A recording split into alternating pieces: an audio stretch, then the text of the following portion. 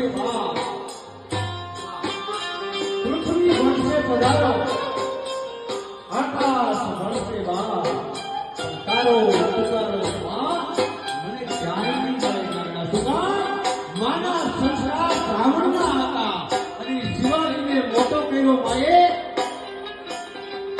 અરવલ્લીના ડુંગરામાં, મહારાષ્ટ્રની ખેડૂમાં અને શિવજીના મંદિરમાં દીકરાનો જન્મ થાય અને સંસ્કારનું સિંચન કરતી માં જીજાબાઈ પોતાના દીકરાને મોટો કરે અને દુશ્મનોની સામો લડે. જેથી શિવાજી મહારાજને ખબર પડી કે મારી માં સ્વર્ગમાં ગઈ જીજીબાઈ, તેના સાગરીતોએ આવીને કીધું હતું કે મહારાજ શિવાજી आपको कुछ पता है? तो बोले नहीं, हमारा कई माहिती ना है. आपकी मां चंद्रसी है, મારી માં વહી ગઈ. શું કે છો તાના? તો હા, તમારી માં વહી ગઈ. અને તેની માટી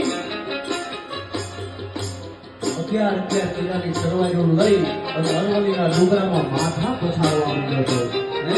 અને તેની કોઈ સાંકળી આવીને કીધું કે शिवाजी तुम तो छत्रपति शिवाजी हो, इस तरह से रुदन करना आपको अच्छा नहीं लगता है. અને ત્યારે શિવાજી મહારાજે રોતા રોતા વાત કરી હતી કે તું क्या जानेगा माँ की वेदना को, माँ की ममता को तू क्या जानेगा.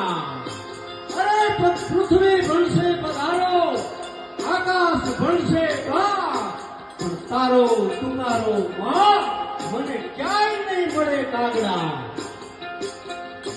રાતનું વજન ભાંગી ગયું હોય અને ઈ જીજાબાઈ એમ કે રાતનો 2 વાગે, 2:30 વાગે, 3 વાગે કદાચ મારે મોડું થયું હોય તો મારી માં ટગર ટગર નેજવું માંડી જોતીને કહેતી,